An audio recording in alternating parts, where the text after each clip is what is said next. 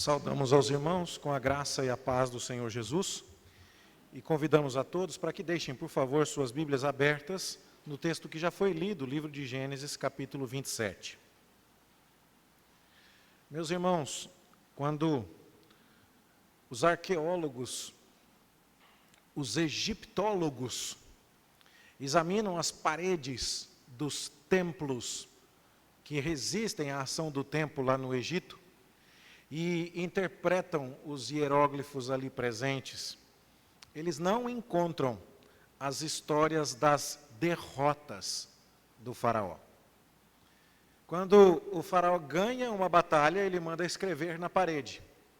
Quando ele perde, ele desconversa. E era inclusive considerado um jeito de perpetuar a bênção e a alegria da vitória, o fato de escrever sobre ela nas paredes, mas também era considerado um jeito de se apegar à maldição da derrota, ou retratá-la ou falar sobre ela.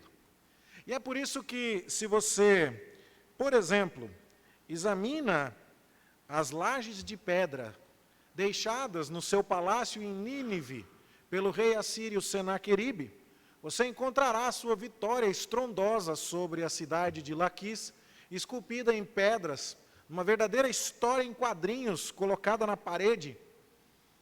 Mas você não vai encontrar nada sobre a derrota dele quando tentou invadir Jerusalém. E se existe algo que leva o povo de Deus, logicamente que depois da ação do Espírito Santo, que nos convence da verdade da Bíblia, mas se existe algo que leva o povo de Deus a olhar para a Bíblia como um livro verdadeiro, é porque a Bíblia está repleta de derrotas do povo de Deus. A Bíblia está mostrando o tempo inteiro que este povo é um povo pecador, que o povo que Deus resolveu salvar é imperfeito, é indigno, e que quando existe alguma derrota, a culpa é totalmente do povo. Quando existe alguma vitória, a glória é apenas e tão somente de Deus. E muitas vezes, a vitória de Deus fica ainda mais surpreendente, porque Deus jogou com um time altamente improvável. Vendo um pastor que tem meu respeito, comentando a respeito de um livro que ele escreveu sobre futebol, ele dizia o seguinte: se o técnico da seleção brasileira, jogando com um time formado de jogadores que estão na Europa nos melhores times, os melhores atletas do mundo, ganhasse a Copa do Mundo, a glória do técnico poderia até ser a glória de um campeão do mundo, mas não seria lá essas coisas. Mas se ele passasse no asilo, no manicômio, na casa de fraturados e queimados, no hospital dos inválidos, e reunisse um time de pessoas da terceira idade, e fosse para a Copa, primeiro ele seria chamado de maluco, mas depois disso, se ele ganhasse a competição, ele seria classificado como um gênio. E é muitas vezes exatamente isso que nós vemos na Bíblia. Nós vemos Deus jogando com um time de pessoas improváveis. Nós vemos Deus agindo na vida de pessoas pecadoras. Nós vemos a história de pessoas que falham e falham e falham e falham de novo. Mas Deus não deixa que o seu plano seja frustrado por causa do pecado do seu povo. Isso coloca toda a glória e todos os méritos na pessoa de Deus. Isso faz com que olhemos para essa história sem prestar atenção excessiva aos seus personagens. A glória do que vamos ver aqui não é a glória de Isaac, não é a glória de Jacó, não é a glória de Rebeca, não é a glória da descendência humana de Abraão, mas a glória dessa história é porque, apesar destes personagens altamente falhos, Deus fez tudo aquilo que prometeu. Cumpriu cada uma de suas promessas. Abençoou para si mesmo e formou para si um povo que abençoa todas as demais nações da terra através de seu descendente especial, o nosso Senhor Jesus Cristo. E é assim, portanto, que nós lemos o livro de Gênesis. E é por isso que nós não pulamos capítulos dessa história. Em nossa exposição bíblica continuada, hoje estamos no capítulo 27 de Gênesis, onde nós temos 4 personagens, e os 4 fazem coisas dignas de reprovação. O que estamos vendo que Moisés está contando ao povo de Israel que ele está prestes a tirar, ou que ele acabou de tirar do Egito, a história. Nós não sabemos exatamente quando foi que isso aconteceu. Será que Moisés redigiu o livro de Gênesis durante aquele período de 1 ano e meio em que ele aplicava a mando de Deus as pragas sobre o Egito? Para mostrar àquele povo: nós vamos sair daqui porque Deus está tirando vocês daqui, e o Deus que me mandou para tirar vocês daqui é o Deus que está executando essas pragas, e deixe-me contar a vocês qual é a história do relacionamento entre Deus e vocês, e essa história começa com um ancestral que vocês possuem, de nome Abraão, que deu a origem a Isaac, que deu origem a Jacó e as 12 tribos que formaram esta nação, que eu vim buscar em nome do Senhor. Será que foi naquele ano e meio que Deus utilizou para ministrar as pragas sobre o Egito? Nós não temos condições de saber. Será que depois de ter mostrado o poder de Deus, de ter humilhado o Egito, de ter trazido salvação sobre Israel, de ter atravessado as águas do Mar Vermelho, de ter caminhado pelo deserto, naquele período de 40 anos de peregrinação que Moisés escreveu essa história? Nós não sabemos exatamente. Mas o que nós sabemos foi que Moisés está contando uma história de um passado nada glorioso por parte do povo, mas completamente glorioso por parte de Deus, para que aquele povo não glorioso confie que o Deus glorioso vai levá-lo a bom termo. Seja enquanto estavam no Egito, para que confiassem que Deus os tiraria dali, seja enquanto estavam no deserto, para confiarem que Deus os entregaria na terra de Canaã, seja quando estavam do outro lado do rio Jordão, nas campinas de Moabe, prestes a atravessar o rio e enfrentar as batalhas, começando por Jericó e conquistando toda a terra de Canaã, para entenderem que, apesar de fracos e frágeis, serviam a um Deus forte que lhes daria a vitória. O que acontece aqui é que nós estamos vendo que Deus não precisa de jogadores dos melhores clubes da Europa.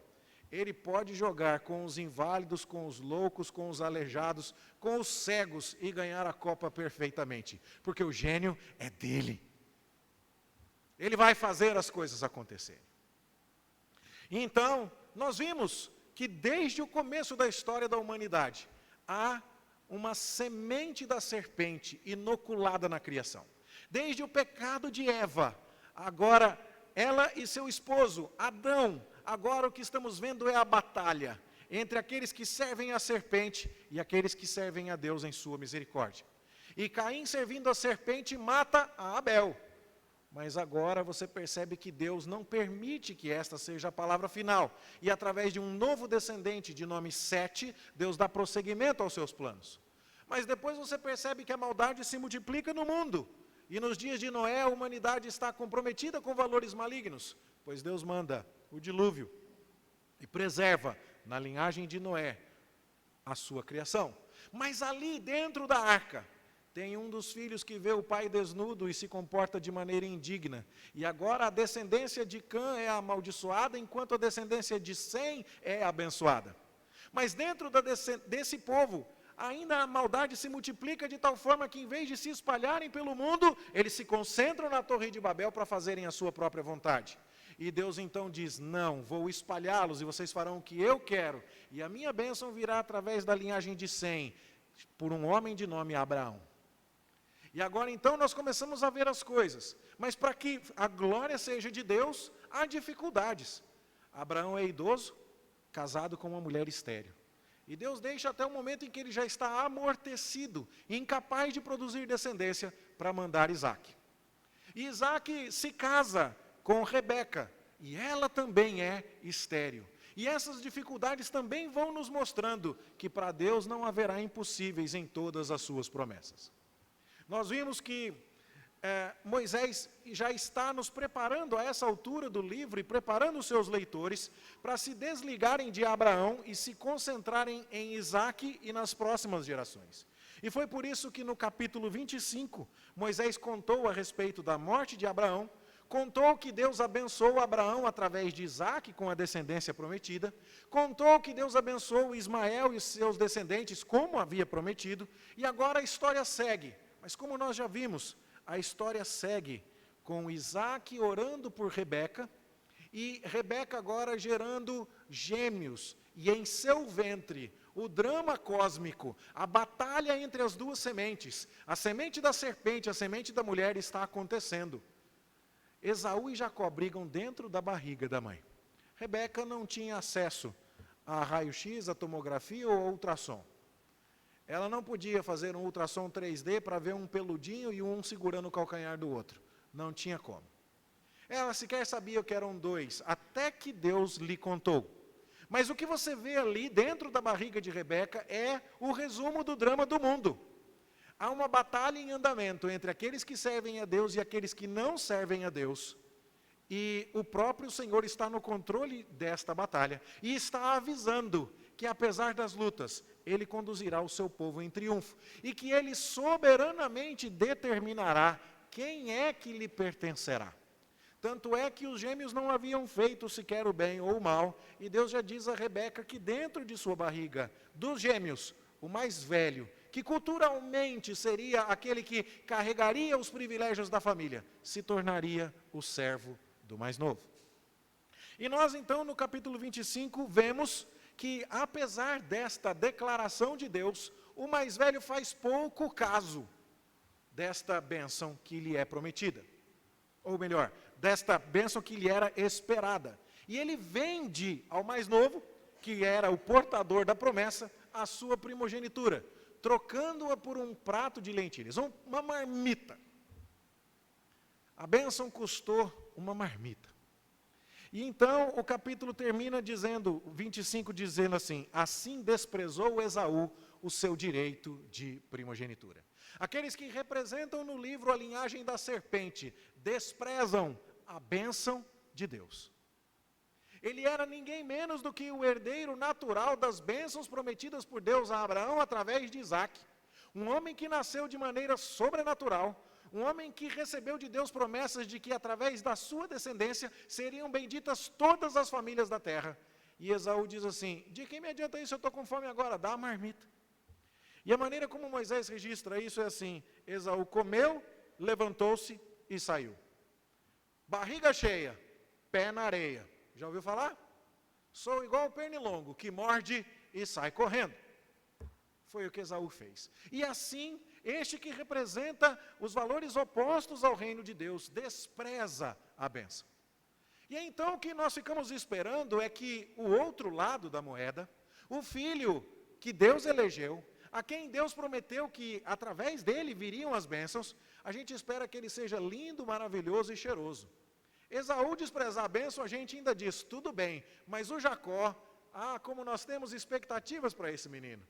Deus prometeu tantas coisas a respeito dele. É ele quem vai carregar a bênção. E aí, então, se nós não prestamos atenção às coisas, nós vamos à Bíblia esperando encontrar em Jacó um menino engomadinho, com todos os botões da camisa abotoados na ordem certa, até o último deles, com a camisa vincada, cheiroso. Mas não é isso que acontece. Nós encontramos um homem ardiloso, enganador, que usa de esquemas e faz isso inclusive com a ajuda da sua mãe, aquela moça que foi resposta de oração do servo Damasceno Eliezer, que viajou 700 e poucos quilômetros até Harã para buscar uma noiva para Isaac, do jeito que o patriarca Abraão tinha mandado. E é nessa hora que a gente para e diz assim: oi? Mas essa história começou tão bem.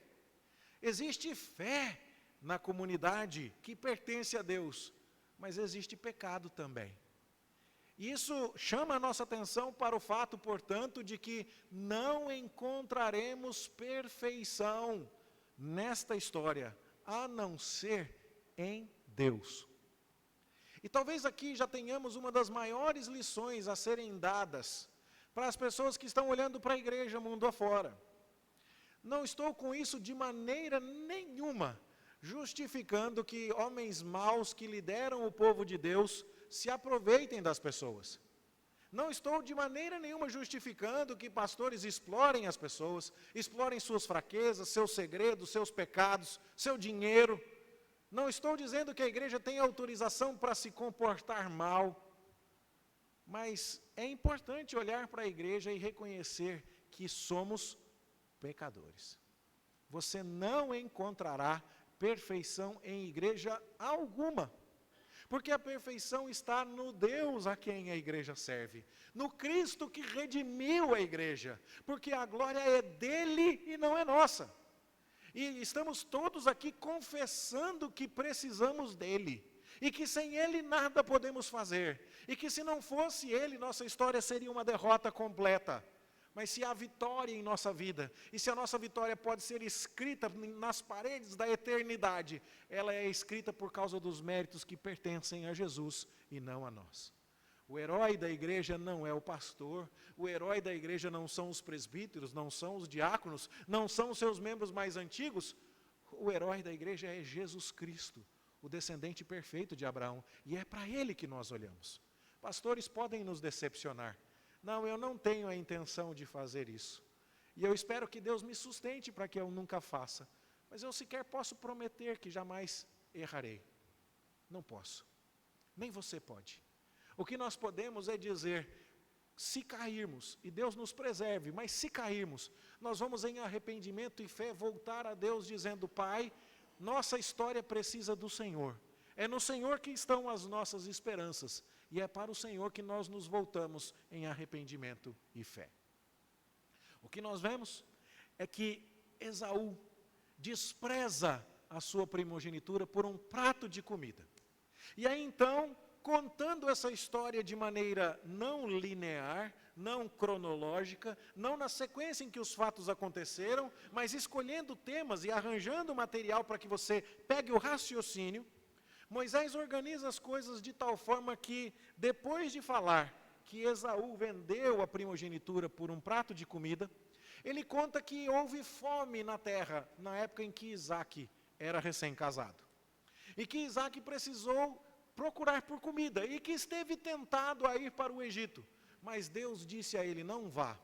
O Egito é o lugar das soluções humanas. Fique na terra de Canaã, aqui é o lugar da solução divina. E Isaac permanece, e Deus o abençoa, e ele enriquece. E você vê na vida de Isaac, de novo, aquela glória que já havia sido localizada na vida de Abraão.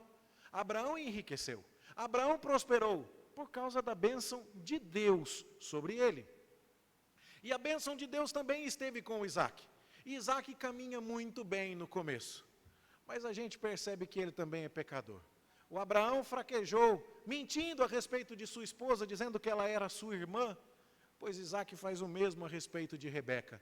E à medida que o texto avança, nossas esperanças de termos aqui um herói tipificado, um herói muito bem construído, vão se acabando. Isaac também tem suas falhas. Mas apesar das suas falhas, ele prospera no meio dos filisteus, ele supera a oposição dos filisteus que lhe entulhavam os poços. E nós então chegamos ao capítulo 27, onde o assunto de novo é a comida, como nós tivemos oportunidade de dizer na última vez em que expusemos o livro de Gênesis. Esaú vende a primogenitura por causa de comida.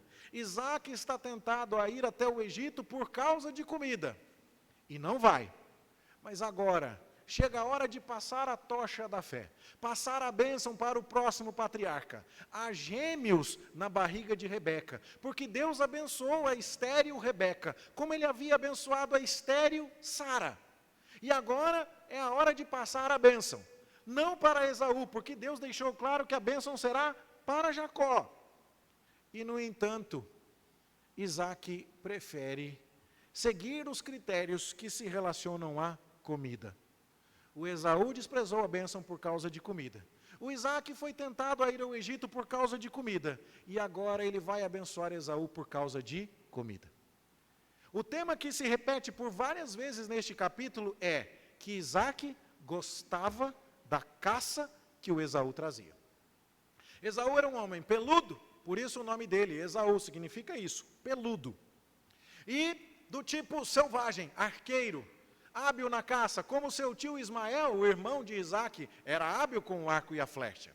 E ele então caça animais e traz para casa, e o seu pai saboreia aquela caça. E o seu pai está agora se preparando para transmitir a bênção. Isaac está velho e está cego, mas a cegueira de Isaac é simbólica. A cegueira física na Bíblia é extremamente simbólica. Tanto é que se você prestar bem atenção na sua Bíblia, você verá que ninguém em toda a Bíblia fez milagre de curar cegos, a não ser Jesus Cristo.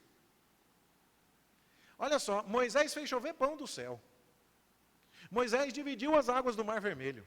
Moisés fez chover fogo do céu. Mas ele nunca curou um cego.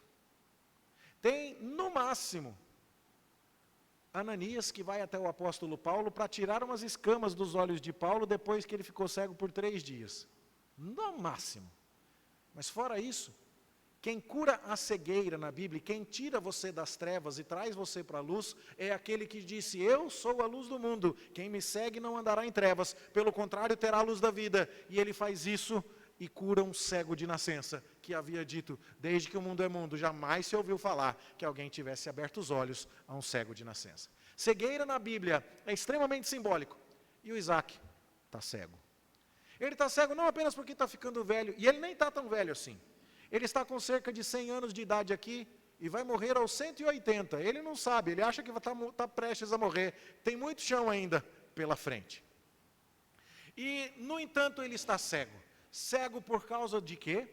Porque já havia sido dado a ele a informação necessária para que ele entendesse que a bênção seria dada por Deus através de Jacó e não de Esaú. Alguns indicadores. Primeiro deles, quando a esposa estava com os gêmeos brigando na barriga, Deus fala com Rebeca e ela foi buscar ao Senhor. E Deus lhe diz assim, tem 2 aí dentro e o mais velho vai ser servo do mais novo. Quando Deus falou, a discussão acabou. Quando Deus conta isso a Rebeca, é a hora de Isaac e Rebeca se submeterem à vontade revelada de Deus. Nós não sabemos se Rebeca guardou a informação para si, o que é uma possibilidade, ou se ela compartilhou isso com Isaac, mas Isaac não estava muito preocupado com isso, afinal de contas, a caça de Esaú era muito saborosa.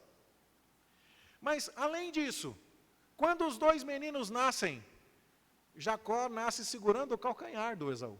E é por isso que o nome dele é Jacó, que significa suplantador, alguém que pega algo que é do outro. Jacó significa isso, alguém que extrai do outro algo, dando o indício de que Jacó suplantaria a bênção de Esaú. Não bastasse esse indicativo, você vê no texto que Esaú havia se casado com mulheres cananitas. E é assim que termina o capítulo 26. Veja, tendo Esaú 40 anos de idade, tomou por esposa a Judite. Estou no capítulo 26, verso 34. Filha de Beeri, Eteu, e a Basemate, filha de Elon, Eteu. Ambas se tornaram amargura de espírito para Isaac e para Rebeca. O que quer dizer isso? Esse menino vende a primogenitura por um prato de lentilha. Esse menino é alvo de uma profecia, onde Deus diz que ele vai ser servo do mais novo. Esse menino nasce primeiro, mas o caçula nasce segurando o calcanhar dele, e depois ele casa com mulheres cananeias, dando a entender claramente que ele não está preocupado com aquela bênção que fez o pai dele mandar buscar a mãe dele. Ou melhor, o avô mandar buscar a mãe para casar com o pai. Abraão mandou o servo ir lá até Arã para trazer Rebeca. Esaú não está preocupado, ele casa com as cananeias mesmo. Isso já devia ter acendido um farol enorme diante deste cego Isaac, para dizer, será que você não percebeu que Deus soberanamente está entregando a bênção a Jacó? E aqui então a gente começa a perceber que o patriarca não é o maior exemplo de lucidez e de discernimento espiritual que nós gostaríamos de encontrar. Ele é falho. Ele é falho, ele age motivado por apetites humanos, apetites carnais.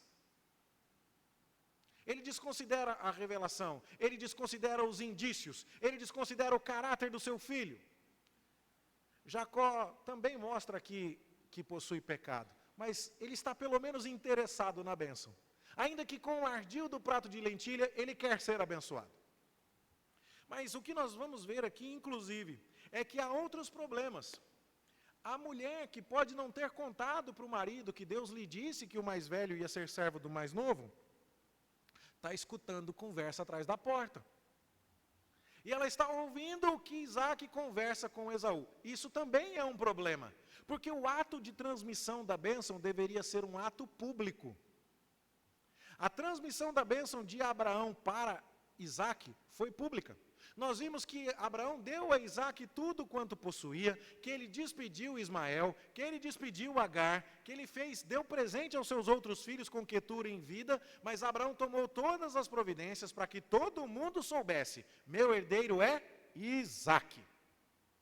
E ele agora vai se casar com uma mulher da linhagem de Sem, que o meu servo foi buscar lá na minha parentela. As providências de Abraão para a transmissão da bênção são públicas, mas as providências de Isaac são escondidas, são maquiadas, são mascaradas. E a esposa está escutando atrás da porta. Há preferências aqui, inclusive. Quando você lê o texto à luz dos pronomes, você percebe isso. Veja que no versículo 5 diz assim: Rebeca esteve escutando enquanto Isaac falava com Esaú, seu filho. E no hebraico é filho dele. Já aconteceu isso? Meu filho tirou nota boa na escola. Eu falo: viu, Priscila, meu filho tirou nota boa. Mas aí o meu filho levou uma advertência. Eu falo: viu, Priscila, seu filho levou uma advertência. A gente empurra o filho da gente com um pronome, a coisa mais fácil que tem. É o meu filho que fez coisa boa, é o seu filho que errou. Aqui, o Isaac está dizendo: o Esaú é o filho dele, mas o Jacó é o filho dela. Partidarismo em família. Na família da aliança. Na família que carrega a bênção de Deus para o mundo inteiro. Sabe o que você está vendo? Alguém que despreza a bênção por um prato de lentilha. Deus falando diretamente com a matriarca, e parece não haver uma comunicação clara entre a esposa e o marido. Nós estamos vendo um pai que decide transmitir a bênção de maneira privada e não pública. Nós estamos vendo favoritismo. O pai ama o filho que dá a comida para ele. Aliás, a comida é o tema de várias ocorrências aqui. E toda vez que se fala da comida que o teu pai ama. É a palavra no hebraico, a comida que ele verdadeiramente valoriza. Ele está afim de dar comida. E o que você vê aqui? Bom, certamente nós poderíamos tirar algumas lições aqui. Irmãos, os maridos precisam conversar com as esposas e as esposas precisam conversar com os maridos. Abraão já tinha deixado o exemplo aqui. Quando Sara foi importunada por Agar, ela foi falar com o marido. Quando Ismael importunava Isaac, Sara foi falar com Abraão. E nós percebemos a conversa entre aqueles. Às vezes até para fazer coisa errada, mas eles estavam conversando. Aqui não. Aqui Isaac e Rebeca são duas locomotivas puxando o mesmo vagão, mas cada um para um lado diferente. É possível tirarmos lições aqui a respeito de vida conjugal? Sim. Mas eu não creio que o texto foi escrito para dizer isso em primeiro lugar. Há muitos outros textos na Bíblia que são muito mais explícitos para nos ensinar a respeito da dinâmica do relacionamento marido e mulher, para que eles sejam uma só carne e sirvam a Deus juntos e se comuniquem e conversem. Textos mais apropriados do que este. Também nós podemos ver aqui que existe preferência. O Esaú, peludinho, caçador, é o filho do papai.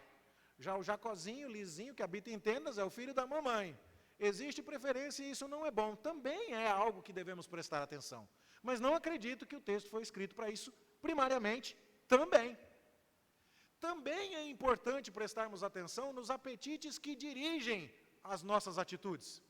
E Isaac, sendo o portador da bênção de Deus ao mundo, despreza isso e não leva isso em consideração no que se refere a tentar abençoar Esaú, mesmo tendo todos os indícios de que a bênção deveria ser conduzida a Jacó.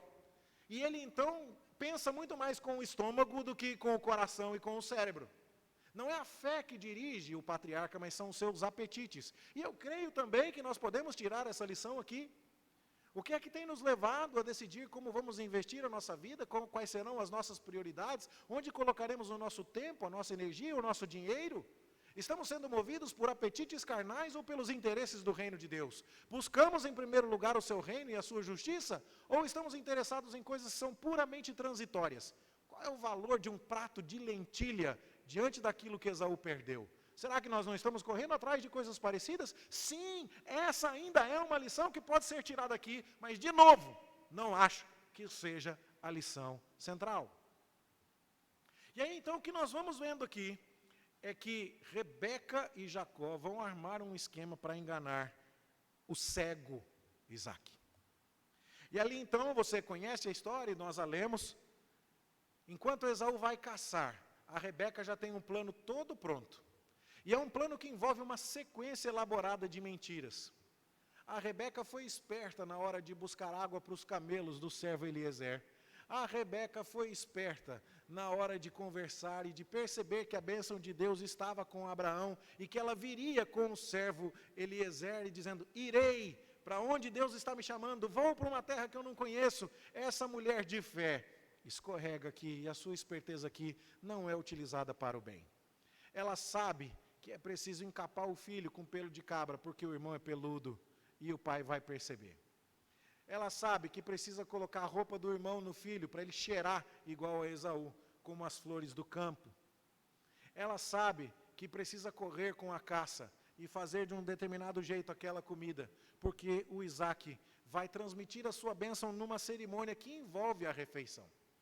Isaque não pediu a comida como um mero capricho, mas os atos de pacto, de aliança, de transmissão de bênção, são sempre formulados nessa época através de refeições. O próprio Isaque tinha comido com os filisteus que fizeram aliança com ele antes. Abraão comeu junto com Melquisedeque. E tantos outros atos mostram que as alianças e a bênção costumavam ser transmitidas envolvendo refeições. E aqui então Rebeca vai cuidar de preparar a refeição. Mas quanta mentira! Isaque percebe um pouco e ele começa a fazer perguntas. Como é que foi que você achou a caça tão depressa, meu filho? E agora o Jacó vai dizer, foi que o teu Deus mandou o animal. É curioso que, embora Jacó blasfeme aqui, né? Jacó vai dizer a Isaque, foi o teu Deus, pai, que mandou o animal para mim. Ele fala que é o teu. Ele ainda não vai chamar de seu. Nós vamos ver que isso vai acontecer no próximo capítulo 28, mas esse é um assunto para o domingo que vem, se Deus nos permitir. Mas ele está mentindo e blasfemando na mesma frase, de uma vez só. E aí depois, Isaque continua a pedir confirmações. Vem cá, deixa eu passar a mão. E aí então passa a mão lá, percebe os pelos. Deixa, traz a comida. Olha, mas a voz é do Jacó. É você mesmo? E aí quando Jacó responde, ele fala pouco, fala, eu sou. Sou eu. É tipo assim, porque daí não dá para falar muito mais para perceber que o timbre está diferente. E aí então, vem cá, me dá um beijo. É porque assim o pai vai cheirar o filho. E é com um beijo que a traição fica selada. Você percebe aqui o que nós estamos vendo? Nós estamos vendo a história de enganadores que estão agindo num mundo que está sob o controle absoluto de Deus. E apesar do pecado, e apesar das estratégias, e apesar dos apetites carnais, e da fome por comida que se ama, e de se valorizar mais a caça do que a bênção, Deus não está deixando que os seus planos sejam frustrados. E essa é a grande lição que os israelitas lá no Egito, ou lá no deserto, a gente não sabe.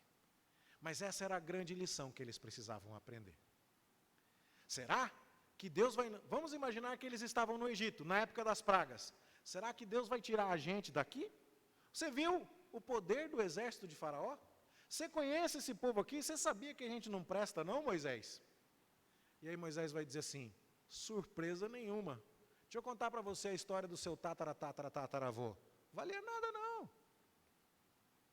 Mas Deus não deixou sequer que o pecado dele fosse o empecilho. Aquilo que Deus profetizou e aquilo que Deus decretou soberanamente aconteceu, apesar dos pecados e dos pecadores envolvidos. E é assim que de boa fé, Isaque abençoa a Esaú, mas que é Jacó. Como é que é isso, pastor? Fala de novo.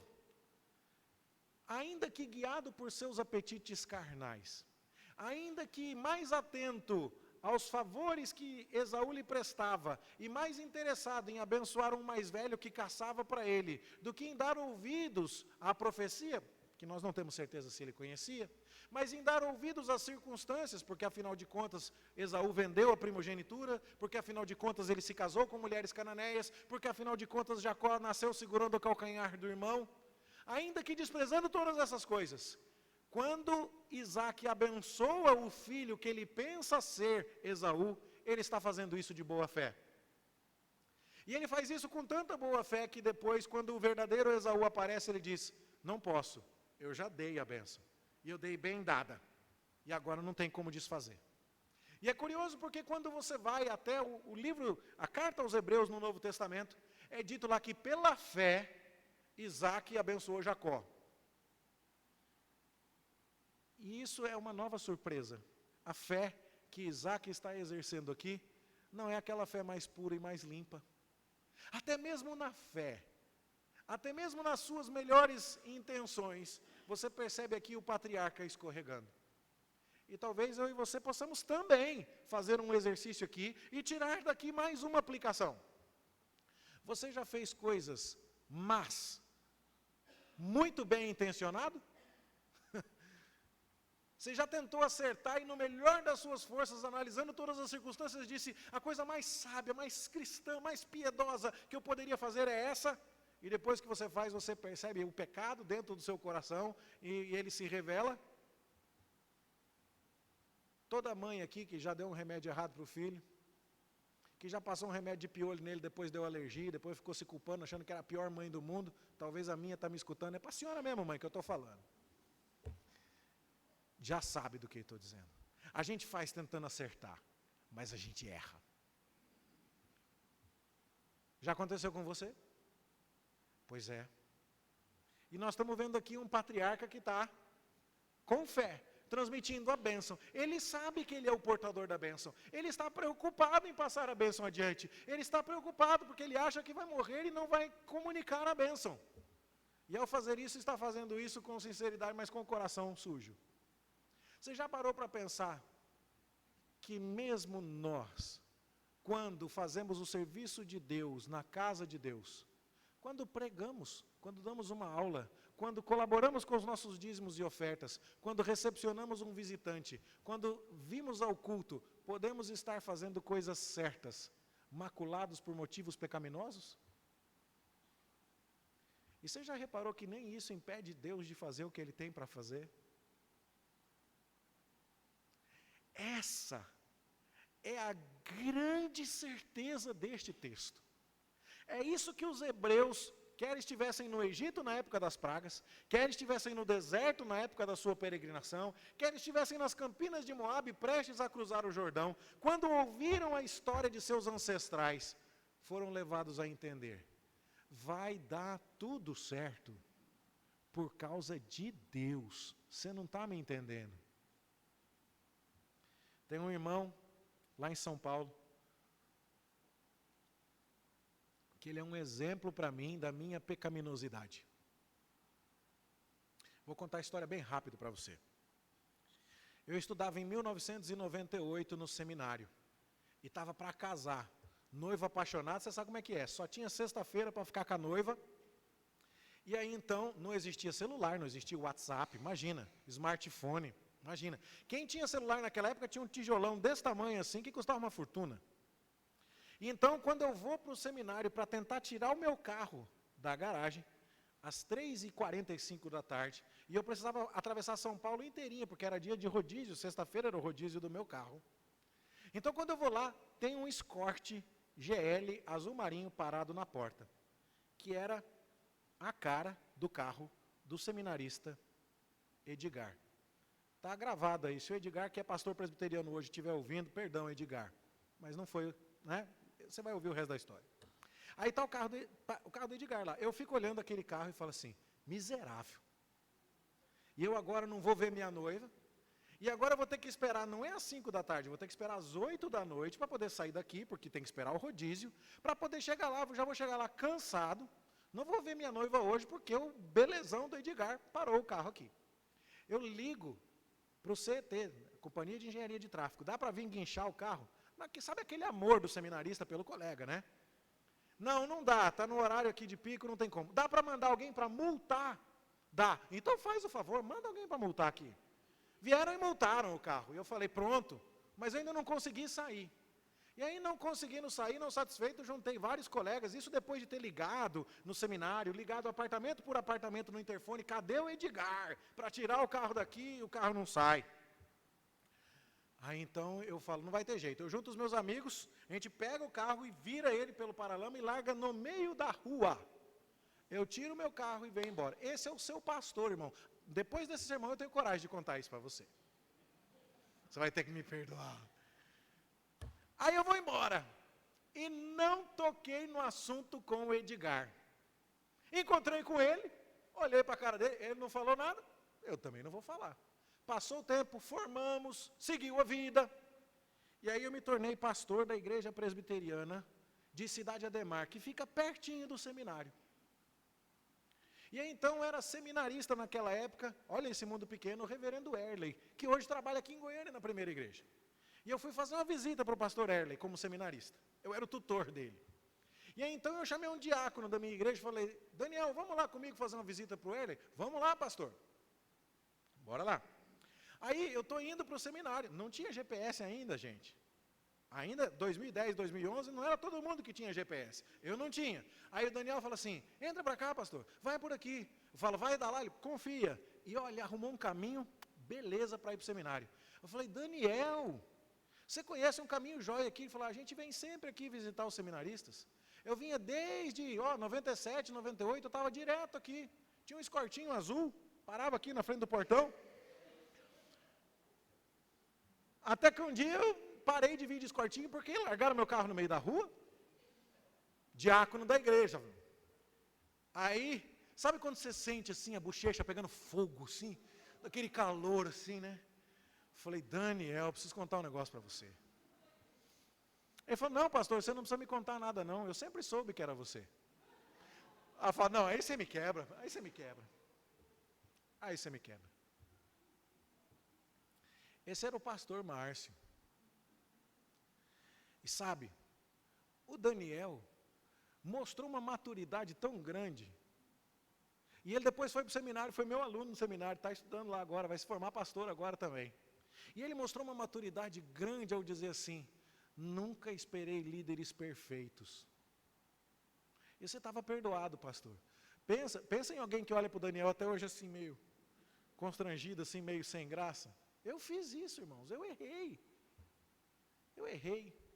Mas o Daniel tem uma frase, e é por causa disso que eu estou contando a história para você, que não só por causa dessa história, mas por causa do que ela significa, eu levo comigo. Daniel me marcou. Ele tinha uma frase, virava e mexia, a gente enfrentava problemas na igreja, ele era diácono, e ajudava a resolver problemas da junta diaconal. E ele dizia assim, pastor, igreja só dá certo, porque tem Deus no rolo. É a frase do Daniel, e que eu levo comigo. E ele tem razão, não tem? Sabe por que eu tenho esperança? Olhando daqui de cima e vendo você que está aí cheio de julgamento para mim, falando, olha o que o pastor fez, você já fez igual, irmão. Não fez? Você não, talvez, só para contar isso aqui, teve que esperar 2 anos e meio para ter certeza que a relação estava boa, e teve que esperar um sermão assim, bem propício para contar o quanto seu pastor é pecador. Mas é isso que a gente faz. Esses somos nós. E sabe qual é a esperança que eu tenho? A esperança que eu tenho não é porque eu olho para a minha história e vejo o que eu já fiz, os cursos que eu já fiz, os diplomas que eu tive, os livros que eu comprei, as pessoas que eu ajudei. Eu olho para mim e só vejo pecado. Mas eu não perco a esperança em estar junto com o povo de Deus e na casa de Deus para ouvir a palavra de Deus, porque quando eu venho aqui, as vitórias que são celebradas não são celebradas por causa de nós, elas são celebradas por causa de Cristo. E a culpa é nossa, o pecado é nosso, os méritos são dele. E alguém já chegou a explicar isso de várias formas, dizendo assim, a casa em que ele dormia não era dele, era emprestada. A casa onde ele celebrou a última Páscoa, não era dele, foi emprestada. O jumentinho em que ele entrou em Jerusalém, não era dele, era emprestado. O dinheiro que pagava as despesas do grupo não vinha dele, vinha de outras pessoas que doavam. Ele disse que ele não tinha onde repousar a cabeça. Nada era dele. Nem a cruz. A cruz era para mim.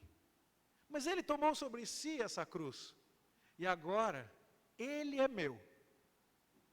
Ele é o meu Salvador. Ele é aquele que diz: Márcio, você botou o carro do Daniel no meio da rua, mas eu já paguei isso aí. E sabe de uma coisa, ô miserável? Eu ainda vou usar você de vez em quando, mas a glória vai ser toda minha. Não é por sua causa, não. E quando acontecer alguma coisa de bom, lembra, dá glória para mim. Porque nada é você. Sem mim, você não pode fazer coisa alguma. Irmãos, quando eu olho para essa história, portanto, o que é que eu estou vendo? Eu estou vendo Deus dizendo, primeiro aquele povo israelita, ou lá no Egito, ou no deserto, ou nas campinas de Moabe, prestes a entrar em Canaã. Pessoal, calma. Vocês vão entrar lá, e vocês vão pegar aquela terra que o Isaac cavou poço, aquela terra onde o Isaac prosperou, aquela terra em que o Ló tentou habitar fazendo parceria com o pessoal de Sodoma e Gomorra e deu errado, mas onde o Abraão peregrinou. Eu prometi a vocês aquela terra e vocês são a descendência desse povo aqui. E não se preocupe, eu tenho ciência de quem vocês são. Eu tenho ciência dos pecados de vocês. Eu tenho ciência das imperfeições de vocês. Eu tenho ciência do trabalho que vocês dão. Será que vocês têm ciência da minha glória e da minha capacidade de fazer as minhas promessas se cumprirem, apesar de vocês? Ou vocês acham que essa pecaminosidade toda aqui foi capaz de frustrar o plano de Deus? Não, não foi. Nós não estamos justificando em momento algum Jacó. Jacó está errado. Nós não estamos justificando em momento algum Rebeca. Ela está errada. E o Isaac também, e o Esaú também. E nós precisamos, inclusive, prestar atenção ao fato de que esses personagens receberam as consequências de seus atos. Começando por Esaú. Esaú, depois de ter desprezado a bênção, nós lemos lá em Hebreus, ele procurou um lugar de arrependimento com lágrimas e não encontrou. Acabou. Vamos a Isaac. Nós dissemos isso já no sermão anterior. Nós temos vários capítulos para falar da história de Abraão. Começa no capítulo 12 e vai até o capítulo 25. Isso dá 14 capítulos se contar as duas pontas. 14 capítulos contando a história de Abraão. E a de Isaac, 1, que é o capítulo 26. Depois nós entramos na história de Jacó e de José e vamos até o final do livro. Mais 20 e tantos capítulos para Jacó e José. Mas o Isaac sai da história e é uma espécie de censura a ele. A Rebeca, que entrou na história de maneira tão gloriosa, aqui com esse ardil também recebe censura. Porque, entre outras coisas agora, ela sabe que Esaú está ameaçando Jacó, manda Jacó para a casa do irmão, para agora sim pensar em procurar uma esposa. Vai lá procurar uma esposa, meu filho, mas não era bem essa a intenção primária. Vai antes que o teu irmão te mate, e aí precisemos executá-lo para fazer justiça, e eu perco os 2 filhos num dia só. E aí então a Rebeca aqui deixa de ver Jacó. Na leitura do texto parece-nos claro que quando Jacó volta, Rebeca não está mais lá. Que censura. O filho da Rebeca vai embora para não voltar mais. Outra censura importante, você vai ao capítulo 35 e você vê o registro de uma mulher chamada Débora, que até então o nome dela não tinha sido mencionado. E a gente vai descobrir que a Débora é a ama de Rebeca. É a serva mais importante da Rebeca. E Moisés conta para nós que a Débora morreu. A serva da Rebeca morreu. Mas a Rebeca, a gente não sabe quando foi, como, por quê que morreu. A gente vai saber lá no capítulo 49, na bênção de Jacó, que ela está enterrada na caverna de Maquipela junto com os outros. Mas é só isso que deu. Ficou uma notinha de rodapé assim, sabe? Com 3 letrinhas. Foi enterrada lá.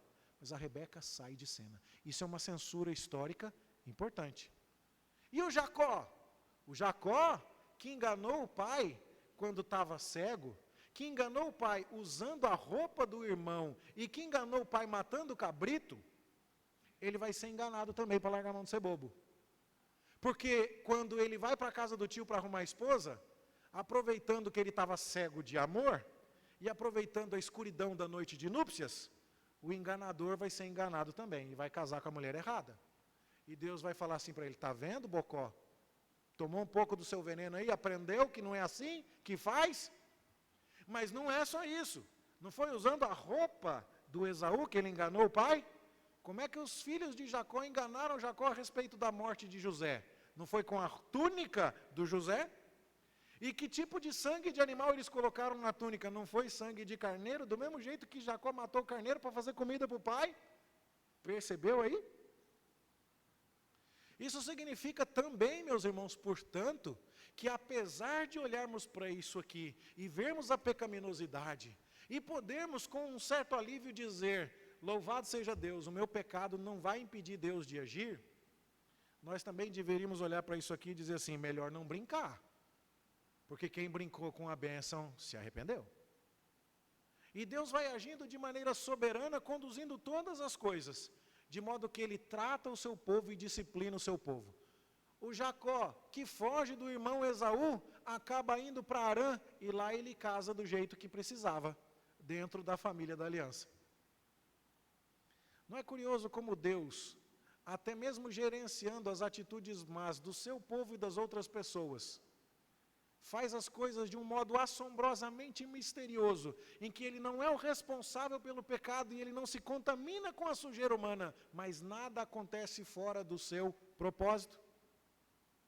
Pense no fato de que Jacó traiu o pai com um beijo, e lembre do beijo que Judas Iscariotes deu em Cristo para traí-lo.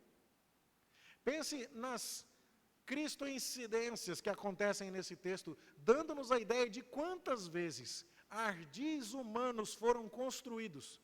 Jesus foi condenado com injustiça, com o pecado de sacerdotes judeus, com o pecado dos governadores romanos, com o pecado de tantos outros, mas até mesmo nesses erros e nesses pecados, pelos quais as pessoas que o fizeram são responsáveis, Deus não estava deixando de agir para nos salvar. Ou seja, meus irmãos, ler essa história em suas muitas camadas deveria nos dar algumas lições imediatas. Primeiro, esposa e marido, vocês têm segredinho um para o outro? Vamos parar? Irmã, você está escutando conversa atrás da porta do seu marido? Para. Chama ele e diz assim, varão, é o seguinte, Deus já falou, tem 2 aqui no bucho, e um é para ser servo do outro, bora ser crente, chama o marido, e ao invés de ficar fazendo esqueminha, fala com ele com a Bíblia aberta. É assim que tem que fazer. Marido, mesma coisa. Você, por acaso, está sendo guiado por interesses carnais? Está atrás de prato de lentilha? Está atrás de caça saborosa? Ou está atrás de fazer a vontade de Deus? Não faça trocas tolas, porque Deus vai disciplinar você. E não precisa também sair atrás de atitudes pecaminosas para obter bênção. A gente não precisa ajudar Deus com métodos escusos. Nós não precisamos fazer ardis para promover o crescimento da igreja. Deus vai fazer a obra. Mas mesmo quando, cientes de todas essas coisas, nós pecarmos, devemos buscar o arrependimento com sinceridade, oração e fé. Mas nunca, e eu creio que esse é o propósito central desse texto, nunca podemos deixar escapar a nossa percepção. Nós servimos a um Deus que nos conduz em triunfo. A gente olha para a história daquele povo e diz assim, Deus, se alguém puxar o Jacó, se alguém puxar o Isaac, se alguém puxar a Rebeca, se alguém puxar o Esaú, deu problema aqui. E Deus fala, não deu problema nenhum, porque eu estou no controle de todas as coisas.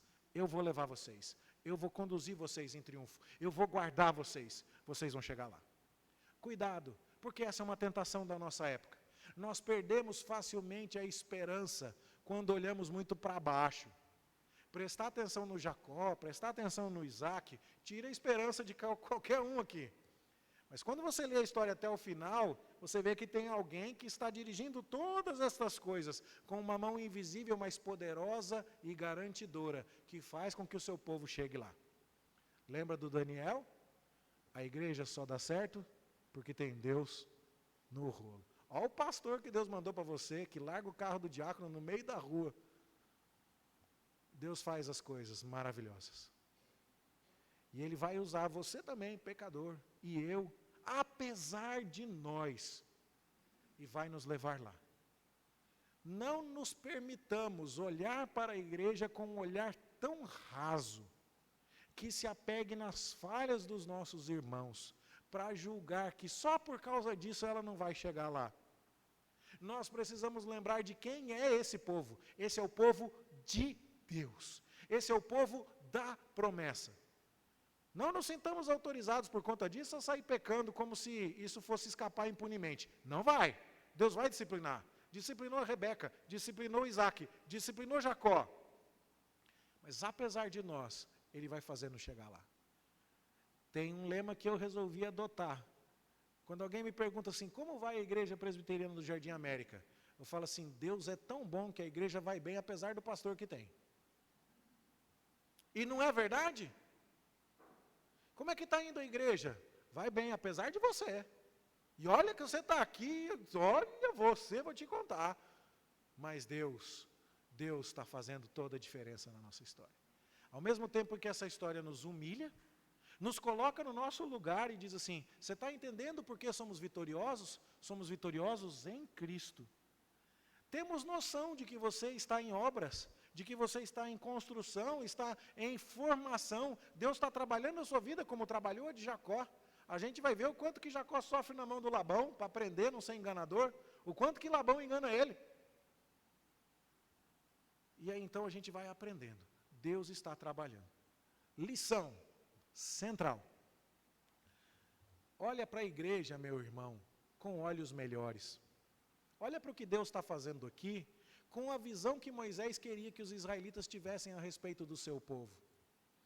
Para que eles soubessem, apesar de nossas imperfeições, Deus está nos conduzindo. Não que eu queira e não que eu vá buscar essas coisas, não que eu vá desligar a minha vigilância para tolerar pecados com tranquilidade, porque eu não devo fazer isso, e a Bíblia é clara. Mas quando eu escorrego, eu ainda olho para Deus e digo, o Senhor está no comando, e eu sei que o Senhor vai me levar lá. A doutrina da preservação dos crentes e a ideia de que nós vamos chegar ao nosso destino eterno, coloca todo o peso de responsabilidade da nossa salvação nos ombros daquele que nos carregou e morreu por nós, pagando o preço dos nossos pecados na cruz do Calvário. E é assim que nós precisamos ler esse texto. Que Deus nos dê a graça de ler numa história tão complicada, tão cheia de camadas, tão cheia de engano, a sua lição central. Deus é maravilhoso, Deus é soberano, Deus é poderoso, o seu povo será conduzido em triunfo, nós podemos confiar. Zelemos para que o pecado não domine sobre nós, zelemos sobre nossos apetites, sobre nossas inclinações, zelemos para não desprezar a palavra de Deus, mas nos lembremos que ainda que tropecemos, esse Deus fiel a quem servimos nos conduzirá em triunfo. A Ele seja a glória pelos séculos dos séculos. Amém.